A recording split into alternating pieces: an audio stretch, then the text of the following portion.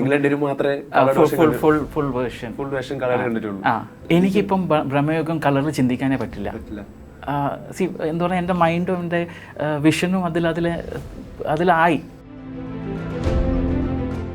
Production house back ചെയ്തു, black and white okay ചെയ്യുന്നത്. Mammukka back ചെയ്തു, ബ്ലാക്ക് ആൻഡ് വൈറ്റ് ഓക്കെ ചെയ്യുന്നത്. ഡയറക്ടർ രാഹുലിനത് പണ്ട് മുതലേ അങ്ങനെ വേണം. ബ്രഹ്മയുഗത്തിൽ കുറേ ലൈറ്റ്സും ഷെയ്ഡ്സും ആയിട്ട് കളിക്കേണ്ട കുറേ കാര്യങ്ങളുണ്ടായിരുന്നു ആക്ച്വലി. ഒബ്വിയസ്ലി ഇപ്പം ചോദിച്ചാൽ എനിക്ക് ബ്ലാക്ക് ആൻഡ് വൈറ്റ് വേർഷൻ തന്നെയാണ്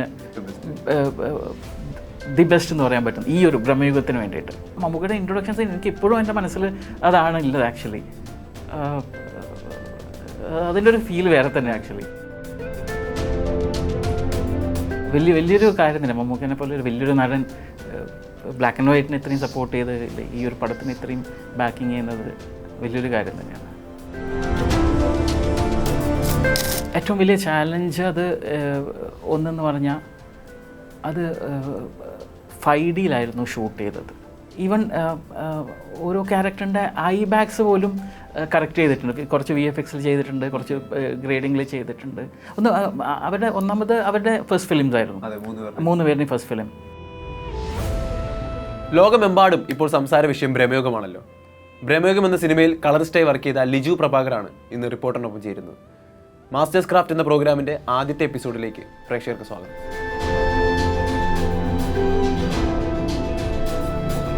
നമസ്കാരം ലിജു ചേട്ടാ.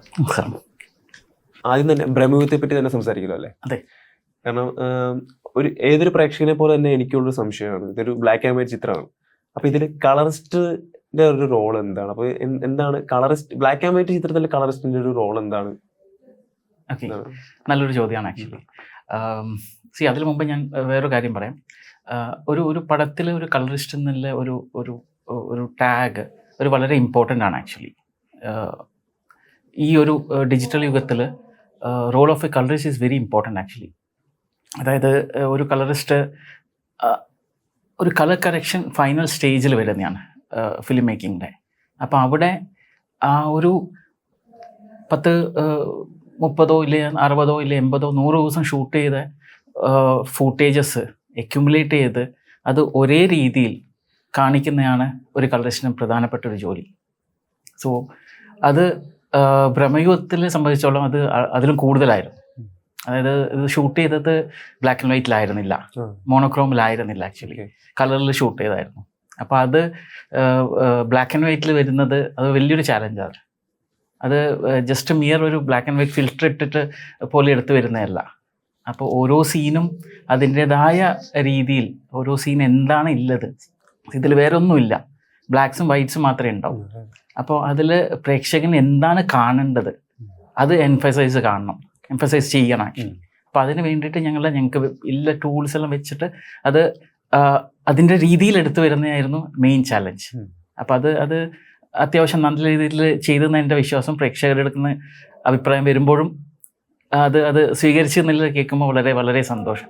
രാഹുലായിട്ട് നേരത്തെ വർക്ക് ചെയ്തിട്ടുള്ളൂ ഭൂതകാലത്തിൽ. അതെ. അപ്പോൾ രാഹുലിന്റെ കൂടെ ഉള്ള ഒരു ഈ ബ്രഹ്മയുഗത്തിന്റെ ഐഡിയ രാഹുൽ എന്ന് പറയുമ്പോൾ അത് ബ്ലാക്ക് ആൻഡ് വൈറ്റിലാണെന്നായിരിക്കുമല്ലോ രാഹുൽ ആദ്യം പറയുന്നത്. അതെ. അപ്പോൾ അത് വർക്ക് ആവോ ഇല്ലയോ എന്നുള്ളൊരു ടെൻഷൻ ഉണ്ടായിരുന്നു ചേട്ടൻ? സത്യം പറഞ്ഞാൽ ഉണ്ടായിരുന്നു ആക്ച്വലി. രാഹുലിനെ ആക്ച്വലി ഭൂതകാലത്തിന് മുമ്പ് ഞാൻ വർക്ക് ചെയ്തിട്ടുണ്ടായിരുന്നു ആക്ച്വലി. രാഹുലിൻ്റെ ഫസ്റ്റ് ഫിലിം റെഡ് റെയിൻ മുതൽ. ഓക്കെ. അപ്പം ആ സമയം മുതലേ രാഹുൽ ഒരു സീരിയസ് പൊട്ടൻഷ്യൽ ഫിലിം മേക്കറാണെന്ന് എനിക്കറിയായിരുന്നു actually. So from Red Rain to Bhoothakaalam huge transformation actually രാഹുലിനെ സംബന്ധിച്ചോളം. ഇപ്പം ഭൂതകാലം കഴിഞ്ഞപ്പോഴാണ് രാഹുൽ ഇങ്ങനെയൊന്നും പറയുന്നത് ആക്ച്വലി. രാഹുലും ഷെനാദും ഇങ്ങനെ ഒരു ഐഡിയ തോട്ട് ഉണ്ട് ആക്ച്വലി, ബ്ലാക്ക് ആൻഡ് വൈറ്റിൽ ചെയ്യണമെന്നാണ് ആഗ്രഹം.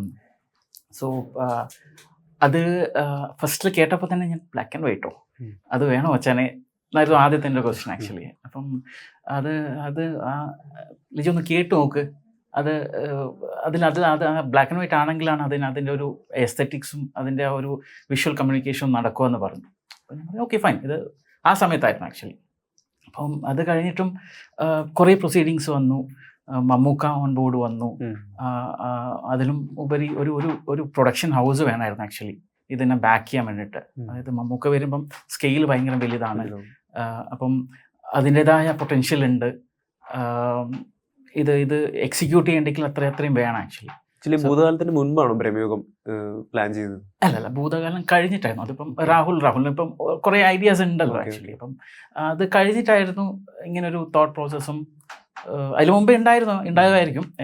രാഹുൽ അത് കഴിഞ്ഞിട്ടായിരുന്നു ഇങ്ങനെ പറഞ്ഞത് ആക്ച്വലി. അപ്പം ഷെഹനാദും സൂപ്പർ എക്സൈറ്റഡ് ആയിരുന്നു, ക്യാമറമാൻ.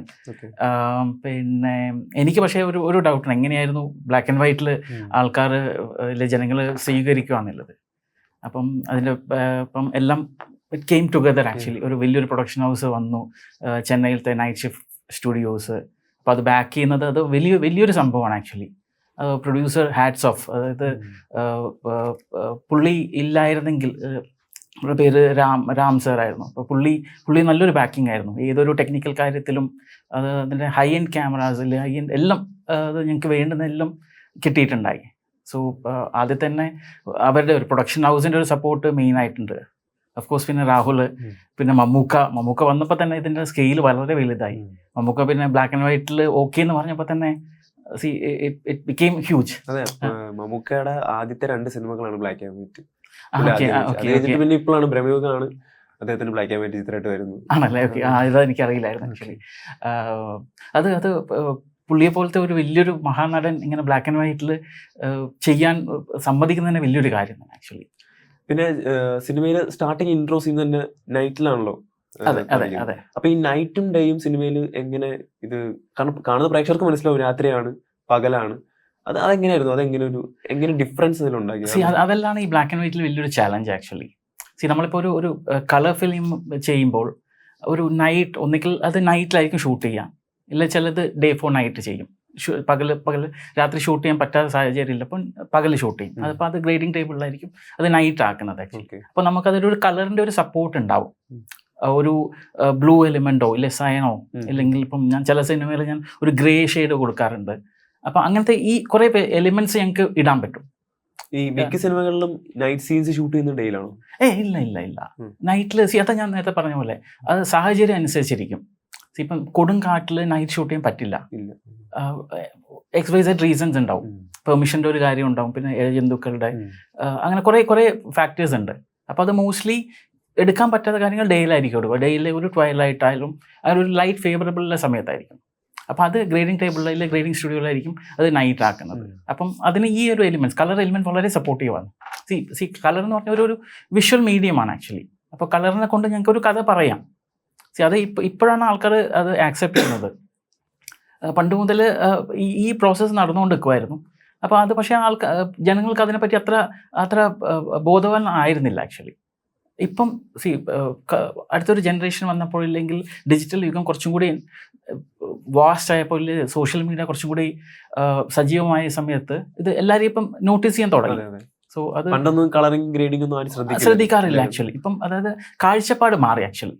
കാഴ്ചപ്പാട് എല്ലാ ടെക്നിക്കൽ ആസ്പെക്ട്സും ആൾക്കാർ ശ്രദ്ധിക്കുന്നുണ്ട്.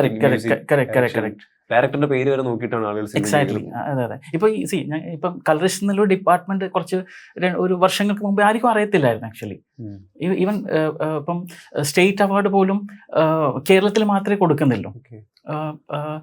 എനിക്ക് തോന്നുന്നു ഒരു 2012 മുതലാണ് കേരള സ്റ്റേറ്റ് കളറിസ്റ്റ് അവാർഡ് കൊടുക്കാൻ തുടങ്ങിയത്.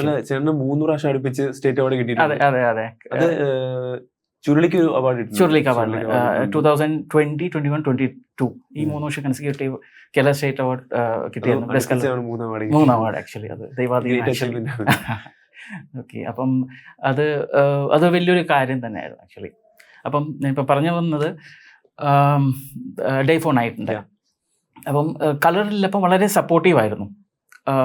ഡേ ഫോർ നൈറ്റ് അല്ലെങ്കിൽ നൈറ്റിൽ നമുക്ക് ഒരു വിഷ്വൽ മീഡിയം, വിഷ്വലി നമുക്കൊരു കഥ പറയാൻ വേണ്ടിയിട്ട്.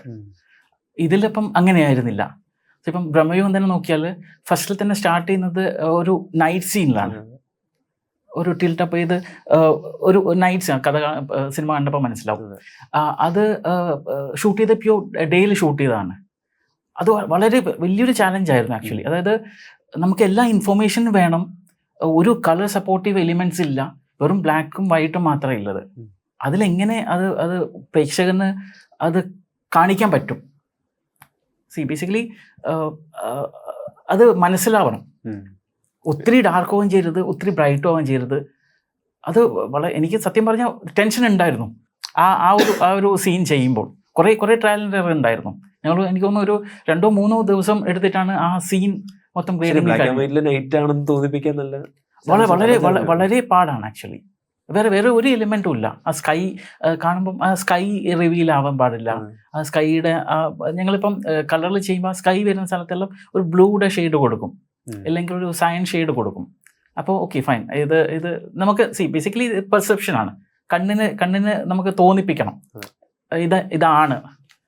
അപ്പം ബ്ലാക്ക് ആൻഡ് വൈറ്റിലപ്പോൾ അങ്ങനെ ഇല്ല ആക്ച്വലി. മോണോക്രോമിലൊന്നും കാണിക്കാൻ പറ്റില്ല. പക്ഷേ അത് ആ ഒരു ചാലഞ്ച് ശരിക്കും അത് വർക്കൗട്ട് ആകുമ്പോൾ തന്നെ ഞങ്ങൾക്ക് എന്നെ സംബന്ധിച്ചോളം അത് വിജയിച്ചു എന്നാണ് ആക്ച്വലി. സോ ആ ഒരു ലെങ്തി സീക്വൻസ്, ഓൾമോസ്റ്റ് ഒരു 7 മിനിറ്റോളം ഇല്ല സീക്വൻസ് വളരെ നന്നായിട്ട് വന്നിട്ടുണ്ടായിരുന്നു ആക്ച്വലി. അപ്പം ഇതിൽ എന്താ പറയുക, അൾട്ടിമേറ്റ്ലി പ്രേക്ഷകരാണ് ഇത് വിലയിരുത്തേണ്ടത് ആക്ച്വലി. നമ്മൾ എന്ത് ചെയ്തെന്നല്ല, പ്രേക്ഷകർക്ക് അത് കണ്ടിട്ട് അത് ഇഷ്ടപ്പെടണം, അത് കാണേണ്ട വിധത്തിൽ കാണണം. അപ്പം അത് ഒട്ടും ഡാർക്കും ആവരുത്, ഒട്ടും ബ്രൈറ്റും ആവരുത്, ഇല്ല ഡീറ്റെയിൽ വേണം. സോ അങ്ങനെ അത് വളരെ ഒരു ചാലഞ്ചിങ് ആയിട്ടുള്ള ഒരു. ഈ സിനിമ ഷൂട്ട് ചെയ്ത് ബ്ലാക്ക് ആൻഡ് വൈറ്റിലായിരുന്നു അല്ല, കളറിലായിരുന്നു, പ്യൂർ കളറിലായിരുന്നു. കളേർഡ് വെർഷൻ ആണ് ലിജോന്റെ അടുത്ത് കിട്ടിയത്. അതെ. ബ്രഹ്മയുഗത്തിന്റെ കളേർഡ് വെർഷൻ കണ്ടത് ലിജോട്ട് മാത്രം, ഞാനും എഡിറ്റർ ഷഫീഖ് മാത്രമേ ഫുൾ വേർഷൻ കളർ കണ്ടിട്ടുള്ളൂ. അത് എങ്ങനെയുണ്ട്? ഇപ്പൊ കളറാണോ ബ്ലാക്ക് ആൻഡ് വൈറ്റ് ആണോ ആ ചിത്രത്തിന് ഏറ്റവും ആപ്റ്റ് ആയിട്ട് തോന്നുന്നത്? എനിക്കിപ്പം ബ്രഹ്മയുഗം കളറിൽ ചിന്തിക്കാനേ പറ്റില്ല. എന്താ പറയുക, എൻ്റെ മൈൻഡും എൻ്റെ വിഷനും അതിലായി. കഴിഞ്ഞ 2-3 മാസമായിട്ട് ബ്രഹ്മയുഗം കണ്ടുകൊണ്ട് നിൽക്കുമായിരുന്നു ആക്ച്വലി. അപ്പം അതിൽ കളറിൽ വേറൊരു ടെക്സ്ചറാണ് ആക്ച്വലി. അത് നമ്മളിപ്പോൾ ഓൾമോസ്റ്റ് എല്ലാ പീരിയഡ് ഫിലിംസിലും കാണുന്ന വിധത്തിൽ നിങ്ങൾക്ക് വെക്കാമായിരുന്നു ആക്ച്വലി.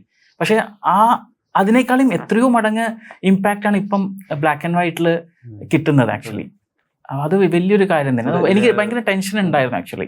രാഹുൽ ഒരു ഇന്റർവ്യൂവിലും പറയുകയും ചെയ്തു, ബ്ലാക്ക് ആൻഡ് വൈറ്റ് ചൂസ് ചെയ്തത് ഈ ഹൊറർ ഇൻഡ്യൂസ് ചെയ്യാൻ വേണ്ടിയാണ്. ഹൊറർ എലമെന്റ് ഈ ചിത്രത്തിൽ ഒരുപാട്, ഈ ബ്ലാക്ക് ആൻഡ് വൈറ്റ് ആണെങ്കിൽ കുറച്ചുകൂടി ഒരു ഹൊറർ എലമെന്റ് പുള്ളിക്ക് അതിൽ കൺസീവ് ചെയ്യാൻ.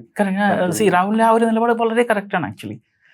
ഈ ഒരു പടം ബ്രഹ്മയുഗം എനിക്കല്ല, രാഹുലിനായാലും ഷെഹനാദിനായാലും ഇല്ലേ, അതിന്റെ ഇൻഡെപ്തിലുള്ള ആൾക്കാർക്ക് ഇപ്പം കളറിൽ കാണാൻ പറ്റില്ല ആക്ച്വലി.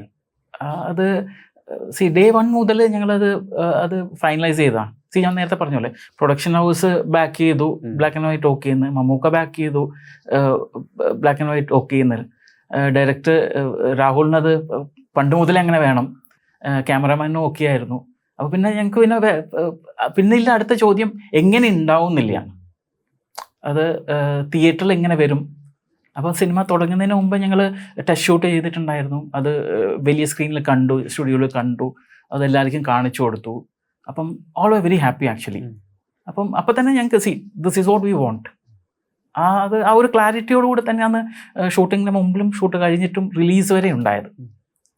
അപ്പം ആകെയല്ലേ ഒരു പേടി പ്രേക്ഷകർ എങ്ങനെ എടുക്കും എന്ന് പറഞ്ഞാൽ, ഇതുവരെ ഒരു കളർ മീഡിയം ആയിരുന്നു ഇതുവരെ. ഞങ്ങളുടെ എൻ്റെ ജനറേഷൻ, ഞാൻ 80s ജനിച്ചതാണ്. അപ്പം അത് തൊട്ട് മുമ്പ് വരെ ആണ് ബ്ലാക്ക് ആൻഡ് വൈറ്റ് ഉണ്ടായത്, ഒരു 70s. സോ ഞങ്ങൾ ആ സമയത്ത് TV മാത്രമാണ് ബ്ലാക്ക് ആൻഡ് വൈറ്റ് ഫിലിം കണ്ടുകൊണ്ടിരുന്നത്. അപ്പോൾ ഇപ്പോഴത്തെ ജനറേഷൻ ബ്ലാക്ക് ആൻഡ് വൈറ്റ് കണ്ടിട്ടേ ഇല്ല, അത് ബിഗ് സ്ക്രീനിൽ. അതെ. അപ്പൊ അതെങ്ങനെ എടുക്കുന്നു, വളരെ വലിയത് ചലഞ്ചും ആയിരുന്നു. ഒരു പേടി എനിക്ക് സത്യം പറഞ്ഞിട്ടുണ്ടായിരുന്നു, എങ്ങനെ എടുക്കുന്നില്ലേ. പക്ഷെ ഫസ്റ്റ് ഡേ ഞങ്ങൾ പ്രിവ്യൂ കണ്ടു, ക്യൂബിൽ കണ്ടപ്പം എല്ലാവരും വളരെ ഹാപ്പി. പിന്നെ ഫസ്റ്റ് ഷോ കഴിഞ്ഞപ്പോൾ തന്നെ എല്ലാവരും പോസിറ്റീവ് റെസ്പോൺസ് വരുമ്പോൾ തന്നെ യെസ് വി വേ ദെയർ എന്നുള്ളൊരു സാറ്റിസ്ഫാക്ഷൻ ആയിരുന്നു. അതുപോലെ ഈ വില്യം ഡാഫോ റോബർട്ട് പാറ്റിൻസൺ അഭിനയിച്ചൊരു ഫിലിം ലൈറ്റ് ഹൗസ് എന്ന് പറഞ്ഞു. ആ ചിത്രം ഇതുപോലെ തന്നെ ഒരു 4:3 റേഷ്യോയിലാണ്, അതും ഫുൾ ബ്ലാക്ക് ആൻഡ് വൈറ്റിലാണ് സിനിമ ഇറങ്ങി. അതിന്റെ ഇതിൽ റെഫറൻസ് ഒബ്വിയസ്ലി ഉണ്ടായിരുന്നു ആക്ച്വലി. അത് ഞാൻ കണ്ടിട്ടുണ്ടായിരുന്നു. അതിന്റെ ഒരു ബ്ലാക്ക് ആൻഡ് വൈറ്റിൽ അതിന്റെ ആ കോൺട്രാസ്റ്റ് റേഷ്യോ അത് ഞാൻ അതിൽ എടുത്തിട്ടുണ്ട് ആക്ച്വലി, ഇൻസ്പയർഡ് ആയിരുന്നു. സോ ബേസിക്കലി അതെങ്ങനെ ഇതിൽ നിന്നൂടെ ബ്രഹ്മയുഗത്തിൽ കുറേ ലൈറ്റ്സും ഷെയ്ഡ്സും ആയിട്ട് കളിക്കേണ്ട കുറേ കാര്യങ്ങളുണ്ടായിരുന്നു ആക്ച്വലി, എക്സ്പെഷ്യലി ഇന്റീരിയർ സീൻസ്. ഷെനാദ് വളരെ മനോഹരമായിട്ട് എടുത്തിട്ടുണ്ടായിരുന്നു. അപ്പൊ അതുകൊണ്ടാണ് എനിക്ക് ഇത്രയും ചെയ്യാൻ പറ്റുന്നത്. ഈ ലൈറ്റിങ്ങും കളറിംഗ് ആയിട്ട് ബന്ധമുണ്ട്. ലൈക്ക് കറക്റ്റ് നിങ്ങൾ കളർ ചെയ്യുമ്പോൾ ഈ ലൈറ്റ് ലൈറ്റിംഗ് എങ്ങനെ ആയിരിക്കണം, അങ്ങനെ നിർദ്ദേശങ്ങൾ ഇതിന് കൊടുക്കാറുണ്ടോ? ഇല്ല, നിർദ്ദേശം അതിപ്പം ഓരോ ക്യാമറമാന്മാരുടെ ഓരോ ടേസ്റ്റ് ആയിരിക്കും ആക്ച്വലി. സോ എല്ലാവരും നല്ല രീതിയിൽ തന്നെ എടുക്കുന്നത്. അപ്പം നല്ല രീതിയിൽ എടുക്കുമ്പം പോസ്റ്റിൽ വളരെ സിമ്പിൾ ആയിരിക്കും ഗ്രേഡിങ് സെഷൻ. നമുക്ക് എന്താണ് ഇല്ലത് അത് വെച്ചിട്ടാണ് ഞങ്ങൾക്ക് മുന്നോട്ട് പോകേണ്ടത്. സോ അപ്പം നല്ലൊരു ലൈറ്റിംഗ് കിട്ടിയ ഒരു ഇമേജ് ഫുട്ടേജ് ആണെങ്കിൽ വളരെ നല്ല രീതിയിൽ നമുക്ക് പോസ്റ്റിൽ ചെയ്യാം, ഗ്രേഡിങ് ചെയ്യാം ആക്ച്വലി. സോ ഇതിപ്പം എക്സ്പെഷ്യലി കുറേ ഇൻറ്റീരിയർ സീൻസ് നമ്മൾ ഭയങ്കര ത്രഷോൾഡിലായിരുന്നു. അത് കൂടുകയും ചെയ്യരുത്, കുറയുകയും ചെയ്യരുത്. കൂടിപ്പോയാൽ ഒന്നും കാണത്തില്ല, കുറഞ്ഞു പോയാൽ വളരെ ഒരു പുകഞ്ഞിരിക്കും. സോ ഇതെല്ലാം കാണണം ഞങ്ങൾ എങ്ങനെ ഉണ്ടാവുന്നില്ല. ഞങ്ങളുടെ ഗ്രേഡിംഗ് തിയേറ്ററിൽ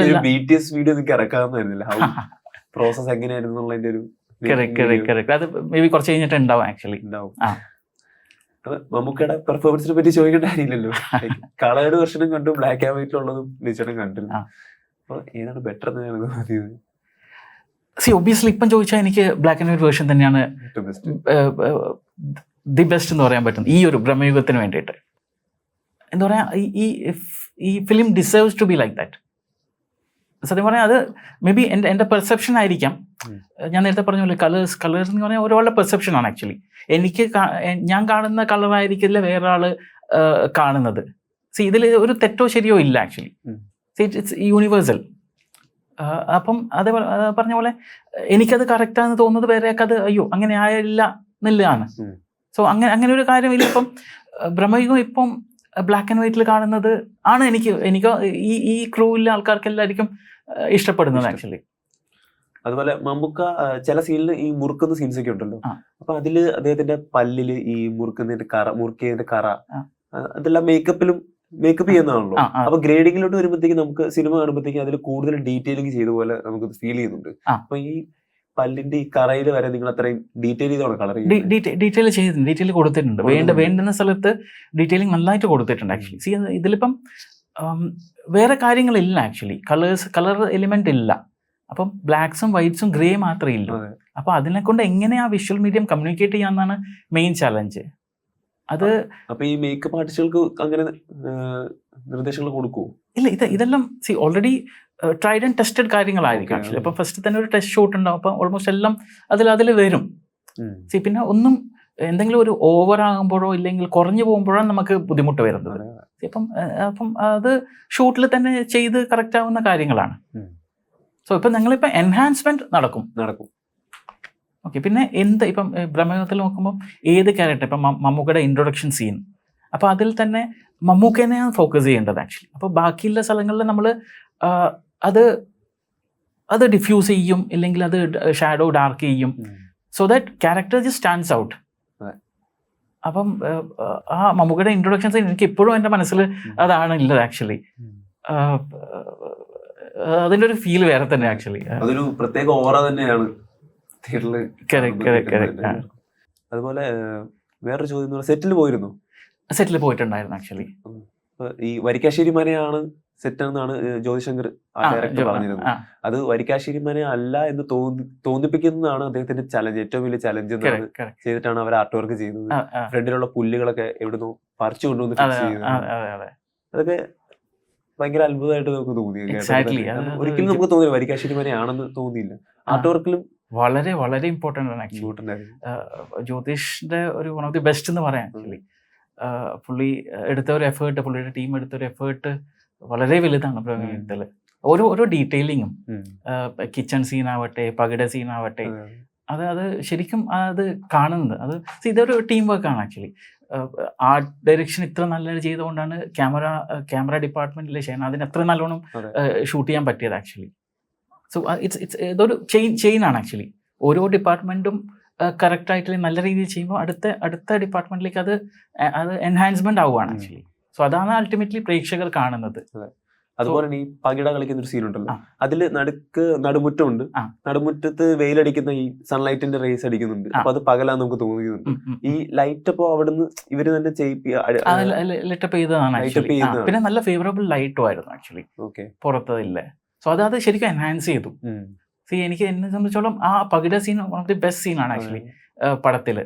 നമുക്കിടെ ഇൻട്രൊഡക്ഷൻ കഴിഞ്ഞിട്ടുള്ളൂ. സോ അത് ഇപ്പോഴും എനിക്ക് കാണുമ്പോൾ ഭയങ്കര റിഫ്രഷിംഗ് ആണത്. അത്രയും ആ ഒരു കണ്ണിനൊരു കുളിമ കിട്ടും. പിന്നെ അടുക്കളയിലത്തെ സീന്, നൈറ്റ് സീൻസ് കുറേ, മമ്മൂക്ക ഭക്ഷണം കഴിക്കുന്ന സീൻസ്. പിന്നെ സിദ്ധാർത്ഥിന്റെ തന്നെ കുറച്ച് സീൻസ്, കുറെ സിൽ ഔട്ട്. കറക്റ്റ്. സിദ്ധാർത്ഥിന്റെ ഫസ്റ്റ് ഇൻട്രൊഡക്ഷൻ സീന്, അത് ഭയങ്കര ഭയങ്കര എനിക്കിപ്പം ഞാൻ പറഞ്ഞല്ലോ കളർ എലിമെന്റിൽ അത് കാണാൻ പറ്റുന്നില്ല ആക്ച്വലി. ആ ഒരു ഗ്രീൻ ഹ്യൂ ഇല്ലെങ്കിൽ യെല്ലോ പച്ച പുല്ലില്ല, അതൊന്നും ഇനിയിപ്പം ഇതില്ലാണ്ട് വേറെ കാണാൻ പറ്റുന്നില്ല ആക്ച്വലി, എക്സ്പെഷ്യലി ബ്രഹ്മയുഗത്തിന്. സോ അത് വലിയൊരു അച്ചീവ്മെന്റ് ആണ് ആക്ച്വലി എന്നെ സംബന്ധിച്ചോളം ആസ് എ കളറിസ്റ്റ്. അതുപോലെ സിനിമ അനൗൺസ്മെന്റ് വന്നതിന് ശേഷം തന്നെ ഒരുപാട് പോസ്റ്റേഴ്സ് ഇറങ്ങിയായിരുന്നു. പോസ്റ്റേഴ്സും ഫുൾ ബ്ലാക്ക് ആൻഡ് വൈറ്റ് ആ ഒരു മൂഡിലാണ് പോസ്റ്റേഴ്സ് ഇറങ്ങിയിരുന്നത്. പിന്നെ അതിനുശേഷം ഈ പോസ്റ്ററിന്റെ എല്ലാം ഫാൻ മെയ്ഡ് പോസ്റ്റേഴ്സ് കുറെ ഇറങ്ങാൻ തുടങ്ങി, കളേർഡ് വെർഷൻ. ബ്രഹ്മയുഗം കളറിലാണെങ്കിൽ ഇങ്ങനെ ആയിരിക്കും എന്ന് പറഞ്ഞ് കുറെ ഫാൻസ് ഉണ്ടാക്കിയ കുറെ പോസ്റ്റേഴ്സ് ഉണ്ടായിരുന്നു. അതെല്ലാം ശ്രദ്ധിച്ചിരുന്നു സോഷ്യൽ മീഡിയയിൽ? ചെറുതായിട്ട് എല്ലാം കണ്ടില്ല, എല്ലാം കണ്ടപ്പോ എന്ത് തോന്നി? വളരെ കൗതുകമായിട്ട് തോന്നി ആക്ച്വലി. ബ്രഹ്മയുഗം ഞാൻ നേരത്തെ പറഞ്ഞ പോലെ അതിപ്പം കളറിൽ ഉൾക്കൊള്ളാനേ പറ്റുന്നില്ല ആക്ച്വലി. മേ ബി എൻ്റെ ഒരു പെർസെപ്ഷൻ ആവാം. അത് ഇത്രയും കാലം കണ്ടത് കൊണ്ട് അത് it is meant to be black and white film. അത് ഞാൻ നേരത്തെ പറഞ്ഞ പോലെ എന്താണത് ബ്ലാക്ക് ആൻഡ് വൈറ്റിൽ എന്ന് ചോദിച്ചാൽ എനിക്ക് പറയാൻ അറിയില്ല. പക്ഷെ it has to be like that. അത് സോഷ്യൽ മീഡിയ മൊത്തം ഇപ്പൊ ബ്ലാക്ക് ആൻഡ് വൈറ്റ് ആണ് ട്രെൻഡിങ്. അവരുടെ വീഡിയോസ് ആണെങ്കിലും ചെയ്യുന്ന എക്സ്പ്ലെയിനേഴ്സ് എല്ലാം ബ്ലാക്ക് ആൻഡ് വൈറ്റിലും. അതുപോലെ ചിത്രത്തിന്റെ പ്രൊമോഷൻ ആണെങ്കിലും നമുക്ക് team full black and white dress കോഡിലാണ് ഇറങ്ങിയത്. ടോട്ടലി ഒരു ബ്ലാക്ക് ആൻഡ് വൈറ്റ് മൂഡിൽ തന്നെയാണ്. ഞങ്ങളെക്കാളും കൂടുതൽ എക്സൈറ്റ്മെന്റ് മമ്മൂക്കായിരുന്നു ആക്ച്വലി.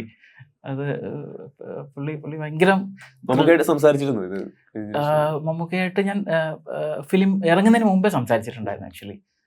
അപ്പം മമ്മൂക്ക ഇതിൽ ഞാൻ നേരത്തെ പറഞ്ഞ പോലെ ഭയങ്കര ത്രിൽഡ് ആയിരുന്നു ആക്ച്വലി. അത് എങ്ങനെയാണെന്ന് പുള്ളി ഞങ്ങളെക്കാളും കൂടുതൽ പുള്ളിക്ക് അറിയാം ആക്ച്വലി. അപ്പം മമ്മൂക്ക കൂടുതലും ടെക്നിക്കലി ഒരുപാട് ശ്രദ്ധിക്കുന്നു. അതെ. സോ അത് വലിയൊരു കാര്യം തന്നെ. മമ്മൂക്കനെ പോലെ ഒരു വലിയൊരു നടൻ ബ്ലാക്ക് ആൻഡ് വൈറ്റിനെ ഇത്രയും സപ്പോർട്ട് ചെയ്ത് ഈ ഒരു പടത്തിന് ഇത്രയും ബാക്കിങ് ചെയ്യുന്നത് വലിയൊരു കാര്യം തന്നെയാണ്.